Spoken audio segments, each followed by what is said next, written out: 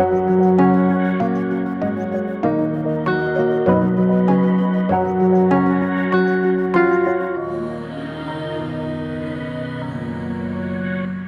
പേര് നിമിഷ. ഞാൻ തൃശ്ശൂർ ജില്ലയിൽ നിന്നാണ് വരുന്നത്. വടക്കാഞ്ചേരി എന്ന് പറയും. ഞാൻ ഉടമ്പടി എടുത്തത് 2023 ജൂലൈ 28-നാണ്. ഞാനിവിടെ ഉടമ്പടി എടുക്കുന്നതിന് മുമ്പ് ഞാൻ ആദ്യം വന്നിരുന്നു. വന്നപ്പോൾ ഒരു അല്പവിശ്വാസം മാത്രമേ എനിക്ക് ഉണ്ടായിരുന്നുള്ളൂ. പക്ഷേ ഇവിടുന്ന് ഞാൻ പോകുന്നതിന് മുമ്പ് എനിക്ക് എൻ്റെ മനസ്സിൽ തോന്നിച്ചു ഞാൻ വീണ്ടും ഇങ്ങോട്ട് വരും. എന്നിട്ട് ഞാൻ വീട്ടിലോട്ട് പോയി. ഞാൻ സാക്ഷ്യങ്ങൾ കണ്ടു തുടങ്ങി. സാക്ഷ്യങ്ങൾ കണ്ടപ്പോൾ എനിക്ക് മനസ്സിലായി മാതാവ് ഇടപെടാതെ എൻ്റെ ജീവിതത്തിൽ ഇനി ഒരു രക്ഷയില്ല എന്ന് എനിക്ക് മനസ്സിലായി. ഞാൻ പിന്നെ ആഗ്രഹിക്കാൻ തുടങ്ങി ഇങ്ങോട്ട് വരാൻ. ഞങ്ങളുടെ അവിടെ നിന്ന് ഒരു വണ്ടിയിലാണ് കൃപാസനത്തേക്ക് വരാറ്. പിന്നെ എന്ന് മുതലാണ് ഞാൻ ആഗ്രഹിച്ചത്, അപ്പോൾ ഒന്നും എനിക്ക് വരാൻ പറ്റുന്നില്ല. അങ്ങനെ 3ാമത്തെ തവണ ഞാൻ ഇങ്ങനെ ആഗ്രഹിച്ച് കൃപാസനത്തിൽ വരണം, ഉടമ്പടി എടുക്കണം, അങ്ങനെ ആഗ്രഹിച്ചിരിക്കുന്ന സമയത്ത് ഞാൻ ആ വണ്ടി ചേട്ടനോട് ചോദിച്ചു, ചേട്ടാ നമ്മൾ നാളെ പോവല്ലേ എന്ന് ചോദിച്ചു. അപ്പോൾ ആ ചേട്ടൻ പറഞ്ഞു, മോളെ പോകാൻ പറ്റുമെന്ന് തോന്നുന്നില്ല, ആൾക്കാരായാലേ പോകാൻ പറ്റുള്ളൂ എന്ന് പറഞ്ഞു. ഞാനങ്ങനെ ഫോൺ വിളിച്ച് ആദ്യമായിട്ട് ഞാൻ എൻ്റെ ജപമാല സ്നേഹത്തോടെ ഞാൻ ചെല്ലാൻ തുടങ്ങി. 2ാമത്തെ രഹസ്യം എത്തിയപ്പോഴേക്കും ആളെന്നെ വിളിക്കുകയാണ്. എന്നെ വിളിച്ചിട്ട് പറഞ്ഞു, മോളെ ആളായി, നമുക്ക് പോവാം. അപ്പോൾ എനിക്ക് മനസ്സിലായി മാതാവ് എന്നെ കൃപാസനത്തിലേക്ക് വിളിക്കുന്നുണ്ടെന്ന്. അങ്ങനെ ഞാനിവിടെ വന്നു, ഉടമ്പടി എടുത്തിട്ട് മാതാവിനെയും കൊണ്ട് ഞാൻ വീട്ടിലോട്ട് പോയി. ആദ്യം മാതാവ് ചെയ്തത് എനിക്ക് ഭയങ്കര പേടിയായിരുന്നു. ഉടമ്പടി എടുത്തതിന് ശേഷം എനിക്ക് ആ പേടിയുണ്ടായിരുന്നു. അപ്പോൾ ഞാനൊരു ദിവസം സ്വപ്നത്തിൽ കാണുന്നത് മാതാവ് സ്വപ്നത്തിൽ നിന്ന് എണീറ്റിട്ട് ഞാൻ കാണുന്നതാണ് എൻ്റെ മേലെ കൂടെ ഒരു നീല പ്രകാശം എന്നെ പൊതിഞ്ഞിരിക്കുകയാണ്. അപ്പോൾ ഞാൻ അങ്ങനെ പറഞ്ഞു, മാതാവ് കൂടെ ഉണ്ടല്ലോ എന്ന് പറഞ്ഞ് ഞാൻ കിടന്നുറങ്ങണതാണ് കണ്ടത്. അപ്പം ഭൗതികമായിട്ടുള്ള എൻ്റെ നിയോഗങ്ങളെക്കാളും മാതാവ് ആദ്യം എനിക്ക് ചെയ്തു തന്നത് എന്താ പറയുക, ദുഷ്ടൻ്റെ കെണിയിൽ നിന്ന് എന്നെ, അവൻ്റെ ഭരണത്തിൽ നിന്ന് എന്നെ പിടിച്ച് മാതാവിൻ്റെ മേലങ്കി കൊണ്ട് ആദ്യം പൊതിയാണ് ചെയ്തത്. ആദ്യത്തെ 3 മാസം ഞാൻ മാതാവിനോട് എൻ്റെ ഭൗതിക നിയോഗങ്ങൾക്ക് വേണ്ടി വാശി പിടിച്ച് ചോദിക്കുകയായിരുന്നു. അപ്പോൾ മാതാവ് എന്നോട് പറഞ്ഞു, മോളെ നീ ഈശോയുടെ ഇഷ്ടം എന്താണെന്ന് ചോദിക്കുക, ഈശോ നിനക്ക് വേണ്ടി കുരിശിൽ മരിച്ചത് അതിന് വേണ്ടിയല്ലല്ലോ. അങ്ങനെ മാതാവ് ആദ്യം വിശുദ്ധ കുർബാനയിലേക്കും ഈശോയിലേക്കും അടുപ്പിക്കുകയായിരുന്നു. ഞാൻ കൂടുതൽ ജപമാലകളൊക്കെ ചെല്ലാൻ തുടങ്ങി. ആദ്യത്തെ 3 മാസം കഴിഞ്ഞപ്പോൾ ഉടമ്പടി ധ്യാനം ഞാൻ ശ്രദ്ധിച്ചു തുടങ്ങി. അപ്പോഴെനിക്ക് മനസ്സിലായി ഉടമ്പടി ധ്യാനത്തിലാണ് എനിക്ക് ഉടമ്പടി ജീവിതം എങ്ങനെയാണ് ജീവിക്കേണ്ടതെന്ന് മനസ്സിലായത്. അങ്ങനെ 3 മാസം കഴിഞ്ഞ് ഇവിടെ വന്ന് പുതുക്കിയപ്പോൾ എൻ്റെ നിയോഗങ്ങളൊക്കെ ഞാൻ മാറ്റി. പക്ഷെ മാതാവ് അത് കഴിഞ്ഞപ്പോൾ ഉടമ്പടി പുതുക്കിയതിന് ശേഷം എൻ്റെ ആദ്യത്തെ ഉടമ്പടിയിലത്തെ ആദ്യത്തെ നിയോഗമാണ് ആദ്യം ഒപ്പുവെച്ചത്. എനിക്ക് ഒരു കുഞ്ഞുണ്ട്. അത് കഴിഞ്ഞിട്ട് ഒരു മിസ്കാരേജ് ഉണ്ടായിരുന്നു. ഇനി അടുത്ത കുഞ്ഞ് എന്നറിയില്ല. ഞാൻ നാട്ടിലാണ്, ഹസ്ബൻഡ് പുതിയ ജോലി കിട്ടി ദുബായിലാണ്. ആ സമയത്ത് ആണ് ഞാൻ ഉടമ്പടിയിൽ ഈ നിയോഗം വെച്ചത്. അപ്പോൾ മാതാവ് ആദ്യം ചെയ്തത് ഹസ്ബൻഡിനോട്, അവിടുത്തെ മാനേജർ, ഹസ്ബൻഡ് ജോലിക്ക് കയറിയിട്ട് 6 മാസമായിട്ടുണ്ടായിരുന്നുള്ളൂ. ആദ്യം ചെയ്തത് മാനേജർ വന്ന് ഹസ്ബൻഡിനോട് ചോദിച്ചു, നിനക്ക് ലീവ് വേണോ, നീ ലീവ് വേണമെങ്കിൽ നാട്ടിലേക്ക് പൊക്കോ. 1 കൊല്ലം കഴിഞ്ഞിട്ട് അല്ലെങ്കിൽ 2 കൊല്ലം കഴിഞ്ഞിട്ട് ലീവ് കിട്ടേണ്ടത് 6 മാസം ആവുന്നതിന് മുമ്പ് ഹസ്ബൻഡ് നാട്ടിലേക്ക് വരികയാണ്. അപ്പോൾ എനിക്ക് മനസ്സിലായി ഇത് മാതാവാണ്. അങ്ങനെ എൻ്റെ ജീവിതത്തിൽ ഇനി എന്നാണ് ഒരു കുഞ്ഞെന്ന് എനിക്കറിയില്ല. പക്ഷേ മാതാവ് ആദ്യമായിട്ട് എനിക്ക് സമയം ചുരുക്കി തന്ന് ആ കുഞ്ഞാണ് എൻ്റെ കൂടെ ഉള്ളത്. പിന്നെ എനിക്ക് പ്രഗ്നൻസിയിൽ ഷുഗർ ഉണ്ടായിരുന്നു. ഷുഗറായിട്ട് ഞാൻ ഹോസ്പിറ്റലിൽ അഡ്മിറ്റായിരുന്നു. ആ സമയത്തൊക്കെ എനിക്ക് കുറേ സുവിശേഷ പ്രഘോഷണം ചെയ്യാൻ സാധിച്ചിട്ടുണ്ട്. അങ്ങനെ ഒരു ദിവസം അങ്ങനെ ഡിസ്ചാർജ് ആവാൻ പോവുകയാണ്. ഷുഗർ കൂടിയിട്ട് ആ സമയത്ത് മാതാവിൻ്റെ ഭയങ്കരമായിട്ടുള്ളൊരു കരുതൽ എനിക്ക് അനുഭവിക്കാൻ പറ്റിയത്. എനിക്ക് ലിവർ ഫങ്ഷൻ ടെസ്റ്റിലെ SGOT SGBT ഭയങ്കര ഹൈ ആയിരുന്നു.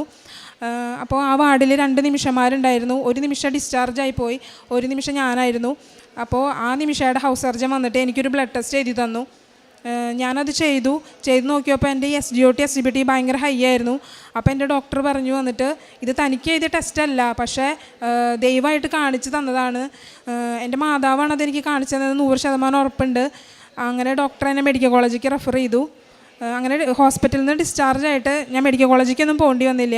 ഞാൻ ഉടമ്പടി ഉപ്പാണ് ഉപയോഗിച്ചിരുന്നത്. അങ്ങനെ ഒരാഴ്ചയ്ക്ക് ശേഷം എനിക്ക് മാതാവ് പൂർണ്ണ സൗഖ്യം തന്നു. എന്നിട്ട് ഞാൻ ഡോക്ടർക്ക് എൻ്റെ റിസൾട്ട് ഷുഗറിൻ്റെയും SGOT SGPT റിസൾട്ട് ഞാൻ അയച്ചു കൊടുത്തു വാട്സപ്പിൽ. അപ്പോൾ ഡോക്ടർ എന്നോട് ചോദിച്ചു, വിശ്വസിക്കാവുന്ന വല്ല ലാബിലാണോ ഇത് ചെയ്തതെന്ന്. അപ്പോൾ ഞാൻ മനസ്സിൽ എനിക്ക് ഭയങ്കര ചിരി വന്നു, കാരണം ഇതെൻ്റെ മാതാവും ഈശോയാണല്ലോ സുഖപ്പെടുത്തിയത്. അപ്പോൾ ഞാൻ വചനം എടുത്തപ്പോൾ എനിക്ക് കിട്ടിയത്, നിൻ്റെ ദൈവമായ കർത്താവിന് സാക്ഷ്യം പറയാൻ നീ ലജ്ജിക്കരുതെന്നാണ്. ഞാൻ അപ്പോൾ തന്നെ ഡോക്ടറോട് പറഞ്ഞു, ഇതെൻ്റെ ഈശോയാണ് സുഖപ്പെടുത്തിയത് എന്ന് പറഞ്ഞു. അങ്ങനെ ഉടമ്പടി തൈലം ഞാൻ പ്രഗ്നൻ്റ് ആവുന്നതിന് മുമ്പ്, സാക്ഷ്യങ്ങളിൽ കേട്ട പോലെ പ്രഗ്നൻ്റ് ആവുന്നതിന് മുമ്പ് തന്നെ ഞാൻ വയറ്റത്ത് ഉടമ്പടി തൈലം പുരട്ടി പ്രാർത്ഥിക്കായിരുന്നു. അങ്ങനെ ഇവള് ഒക്ടോബർ 22-നാണ് ഇവളുടെ ഡെലിവറി ഡേറ്റ്. ഇവൾ ഒക്ടോബർ 8-നാണ് മാതാവ് തന്നത്. മാതാവിനോട് ഞാൻ ആദ്യത്തെ നിയോഗം വെച്ചിട്ടുണ്ടായിരുന്നത്, മാതാവിൻ്റെ മാസത്തിൽ വേണം എനിക്കൊരു ഉണ്ണിയെന്ന്. മാതാവ് അത് നടത്തി തന്നു. അങ്ങനെ സമയം ചുരുക്കി തന്നു. പിന്നെ എൻ്റെ ജീവിതത്തിൽ ഞാൻ ഈ ഉടമ്പടി കാലഘട്ടത്തിൽ ഒരു ധ്യാനത്തിന് പോയിട്ട് തിരിച്ചു വരുമ്പോൾ മാതാവിൻ്റെ ഭയങ്കര സംരക്ഷണം എനിക്ക് അനുഭവിക്കാൻ കഴിഞ്ഞു. ഞാൻ ട്രെയിനിലാണ് തിരിച്ചു വന്നത്. ട്രെയിനിൽ വരുമ്പോൾ ട്രെയിനിൽ ഞാൻ പോയതും വന്നതും എല്ലാം മാതാവിനെ, കൃപാസനത്തെയും മാതാവിനെ അറിയുന്ന ആൾക്കാരുടെ കൂടെയായിരുന്നു. പിന്നെ ഞാൻ എനിക്ക് ട്രെയിൻ എൻ്റെ ക്യാൻസലായി പോയി. എന്നിട്ട് ഞാൻ വേറെ ട്രെയിനിലാണ് തിരിച്ചു വന്നത്. ആ സമയത്ത് കൃപാസനത്തിൽ ഉടമ്പടി എടുത്തൊരു ചേച്ചിനെ ഞാൻ കണ്ടുമുട്ടി. ആ ചേച്ചി ക്യാൻസർ ബാധിച്ചൊരു ചേച്ചിയായിരുന്നു. അന്ന് ആ ചേച്ചി മാതാവിനോട് പറഞ്ഞു, മാതാവേ എനിക്ക് ഉപ്പില്ലല്ലോ, ഉപ്പ് എങ്ങനെ കിട്ടും എന്ന് ആ ചേച്ചി വിഷമിച്ച് നിൽക്കുന്ന സമയത്താണ് ഞാൻ ആ ട്രെയിനിൽ കയറിയത്. അങ്ങനെ മാതാവിനെ കുറിച്ച് പറയാനും ഉടമ്പടി ഉപ്പ് കൊടുക്കാനും എനിക്ക് സാധിച്ചിട്ടുണ്ട്. ട്രെയിനിലൊക്കെ സുവിശേഷ പ്രഘോഷം നടത്താൻ സാധിച്ചിട്ടുണ്ട്. പിന്നെ എൻ്റെ രണ്ടാമത്തെ നിയോഗം എന്ന് പറഞ്ഞത്, ഞാൻ കുറേ നാളായിട്ട് ഗവൺമെൻറ് ജോലിക്ക് വേണ്ടി പരിശ്രമിച്ചുകൊണ്ടിരിക്കുകയാണ്. ഞാനൊരു നഴ്സാണ്. അപ്പോൾ ഞാൻ ഡേറ്റ് ഇട്ട് പ്രാർത്ഥിക്കുന്നതിനെ കുറിച്ച് സാക്ഷ്യം കണ്ടിട്ടുണ്ടായിരുന്നു. അപ്പോൾ ഞാൻ ഡിസംബർ 8 എനിക്കൊരു ഗവൺമെൻറ് ജോലി വേണമെന്ന് മാതാവിനോട് ഡേറ്റ് ഇട്ട് പ്രാർത്ഥിച്ചിട്ടുണ്ടായിരുന്നു. അങ്ങനെ മാതാവ് ഈ ഉടമ്പടി കാലഘട്ടത്തിൽ ഞാൻ ഈ PSCക്ക് വേണ്ടി പഠിക്കുകയാണ്. അങ്ങനെ PSC കോച്ചിങ്ങിന് ഞാൻ ചേർന്നു. ഞാൻ എക്സാമിന് വേണ്ടി പഠിക്കുന്നുണ്ട്, നോട്ട് എഴുതുന്നുണ്ട്. പക്ഷേ എക്സാമിൻ്റെ ദിവസങ്ങൾ അടുത്തപ്പോൾ എന്ത് ചെയ്താലും എനിക്ക് പഠിക്കാൻ പറ്റുന്നില്ല. അപ്പോൾ ഞാൻ മാതാവിനോട് ചോദിച്ചു, ഒന്നും പഠിക്കാൻ പറ്റുന്നില്ലല്ലോ, ഇതെന്തത്? അപ്പോൾ മാതാവ് എന്നോട് പറഞ്ഞു, എൻ്റെ മകൻ മഹത്വപ്പെടാൻ വേണ്ടിയിട്ടാണിത് എന്ന് പറഞ്ഞു. അപ്പോൾ എനിക്ക് മനസ്സിലായി, ഇത് മാതാവിൻ്റെ ഗ്രേസ് കൊണ്ട്, not by merit but by the grace, മാതാവിൻ്റെ ഗ്രേസ് കൊണ്ടാണ് എനിക്ക് അന്ന് എക്സാം എഴുതാൻ പറ്റിയത്. ഞാൻ കാശ് രൂപം കൊണ്ടാണ് എക്സാമിന് പോയത്. ഉപ്പിട്ട് പ്രാർത്ഥിച്ചിരുന്നു. എക്സാം കഴിഞ്ഞപ്പോൾ എനിക്ക് ഭയങ്കര എളുപ്പമായിരുന്നു. അപ്പോൾ എൻ്റെ അമ്മ പറഞ്ഞു, ആൻസർ ചെയ്ത് നോക്ക്, എത്ര മാർക്ക് ഉണ്ടാവും നോക്ക് എന്ന് പറഞ്ഞു. അപ്പോൾ ഞാൻ പറഞ്ഞു, അത് നോക്കേണ്ട ആവശ്യമില്ല. അത് കഴിഞ്ഞ് എനിക്ക് എൻ്റെ റാങ്ക് ലിസ്റ്റ് വന്നു, അതിൽ ഞാനുണ്ടായിരുന്നു. അത് കഴിഞ്ഞ് PSC ഇൻ്റർവ്യൂവിന് വിളിച്ചു. അപ്പോൾ ഞാൻ പ്രഗ്നൻ്റ് ആയിരുന്നു. ഇൻ്റർവ്യൂവിന് വിളിച്ച സമയത്ത് ഒരു 8 മാസം ഗർഭിണിയായിരുന്നു. അപ്പോൾ എന്നെ വിളിച്ചത് വയനാട്ടിൽ ദുരന്തത്തിൻ്റെ സമയത്തായിരുന്നു. അപ്പോൾ അത് ദുരന്തമായതുകൊണ്ട് എൻ്റെ ഇൻ്റർവ്യൂ പോസ്റ്റ്പോൺ ചെയ്ത് വെച്ചു. ഞാൻ നന്നായി പ്രാർത്ഥിച്ചു.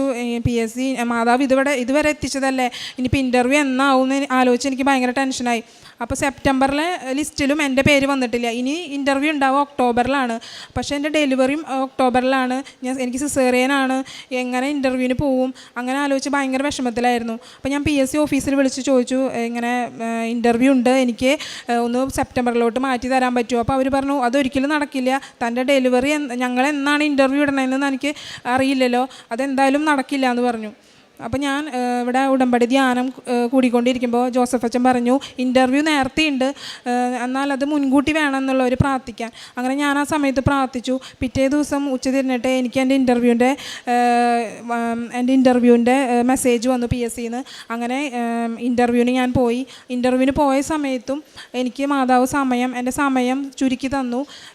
എനിക്കൊരു 11:30-12 മണിയാകുമ്പോഴായിരുന്നു ഇൻ്റർവ്യൂ. പക്ഷേ ഞാൻ ഡയബറ്റിക് ആയതുകൊണ്ടും ഞാൻ ഇൻസുലിൻ എടുക്കുന്നുണ്ടായിരുന്നു.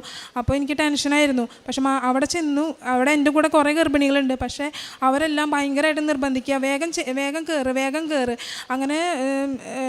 അങ്ങനെ എനിക്ക് അവിടെയും സമയം ചുരുക്കി തന്നു. ഇപ്പം റാങ്ക് ലിസ്റ്റ് വന്നു. ഡിസംബർ 8 ഞാൻ ഡേറ്റ് ഇട്ട് പ്രാർത്ഥിച്ചത്. ഡിസംബർ 9 മാതാവ് എനിക്ക് എൻ്റെ റാങ്ക് ലിസ്റ്റ് വന്നിട്ട് 90ാമത്തെ റാങ്കോട് കൂടി എന്നെ അനുഗ്രഹിച്ചു. എൻ്റെ മൂന്നാമത്തെ നിയോഗം, എൻ്റെ മോള് മൂത്ത കുട്ടി, അവൾക്ക് ഒരു വയസ്സിൽ കോവിഡ് വന്നു. അതിനുശേഷം പനി വരും, ഒരു 105 ഡിഗ്രി പനിയൊക്കെയാണ് എപ്പോഴും വരിക. അവൾക്ക് പനി വന്നാൽ ഞങ്ങൾക്കൊരു മനസ്സിൽ ഭയങ്കര വിഷമമാണ്. കാരണം ഫിറ്റ്സ് വരും. എത്ര നമ്മൾ എന്ത് ചെയ്താലും പനി കുറയില്ല. അമ്മയ്ക്കും എനിക്കും ഭയങ്കര വിഷമമാണത്.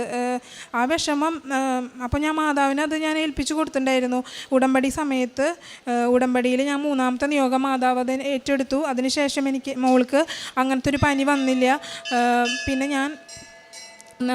പിന്നെ എനിക്ക് ആത്മീയ ജീവിതത്തിൽ എനിക്ക് മാതാവിനോട് ഞാൻ അമ്മയോട് സംസാരിക്കുന്ന പോലെയാണ് മാതാവിനോട് സംസാരിക്കുന്നത്. ഒരു ദിവസം സംസാരിച്ചില്ലെങ്കിൽ എനിക്ക് എപ്പോഴും സംസാരിക്കാൻ തോന്നും.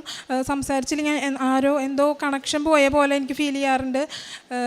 പിന്നെ മറ്റുള്ളവർക്ക് വേണ്ടി പ്രാർത്ഥിക്കാനുള്ള കൃപയൊക്കെ മാതാവ് എനിക്ക് തന്നു. കാരുണ്യപ്രവർത്തികളായിട്ട് ഞാൻ ചെയ്തിരുന്നത്, ഞങ്ങളുടെ അവിടെ ഒരു സൈക്യാട്രി പേഷ്യൻസിനെ നോക്കുന്ന സ്ഥലത്തേക്ക് ഞാൻ ദശാംശം പൈസ കൊടുക്കുമായിരുന്നു. പിന്നെ വസ്ത്രമില്ലാത്തവർക്ക് വസ്ത്രം കൊടുത്തിരുന്നു. പ്രേക്ഷിത പ്രവർത്തനമായിട്ട് ഞാൻ മെഡിക്കൽ കോളേജിലും ബസ് സ്റ്റാൻഡിലും ഓട്ടോ സ്റ്റാൻഡിലൊക്കെ പത്രങ്ങൾ കൊടുത്തിരുന്നു. പിന്നെ എനിക്ക് ഉടമ്പടി ധ്യാനമാണ് എന്നെ നയിച്ചിരുന്നത്. ഞാൻ എപ്പോൾ വീഴാൻ പോയാലും അത് എന്നോട് ഉടമ്പടി ധ്യാനത്തിലൂടെ അച്ഛൻ സംസാരിക്കുമ്പോൾ എനിക്ക് മനസ്സിലാവും എന്നോട് പറയുന്നത് ഈ കാര്യങ്ങളൊക്കെ കറക്റ്റ് ചെയ്യണമെന്ന് എനിക്ക് മനസ്സിലാവാറുണ്ട്. പിന്നെ ഉടമ്പടിയിലെ വചനങ്ങൾ, എനിക്ക് നിന്നോടുള്ള സ്നേഹം അചഞ്ചലമാണ്, എൻ്റെ സമാധാനം ഉടമ്പടിക്ക് മാറ്റം വരികയില്ല, നീ എനിക്ക് പ്രിയപ്പെട്ടവളും പ്രിയങ്കരിയും ബഹുമാന്യയുമാണ്, നിനക്ക് ഉപകരമായ ജനതകൾ, നിൻ്റെ ജീവൻ ജനതകളെയും ഞാൻ നൽകുന്നു.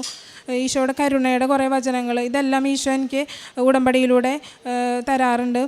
പിന്നെ ആ ട്രെയിനിൽ മാതാവിൻ്റെ ഭയങ്കര സംരക്ഷണത്തിന് ശേഷമാണ് ഈശോ എന്നോട് ബൈബിളിലൂടെ സംസാരിച്ചത്. ആ ഒരു അനുഭവം മാത്രം മതി എനിക്ക് ഈശോ എപ്പോഴും ജീവിക്കുന്നുണ്ട് എന്നുള്ള ഇത് ആലോചിക്കാൻ വേണ്ടിയിട്ട്. ഇതൊക്കെ തന്ന എൻ്റെ മാതാവിനും ഈശോയ്ക്കും ഒരുപാട് നന്ദി ഞാൻ പറയുന്നു.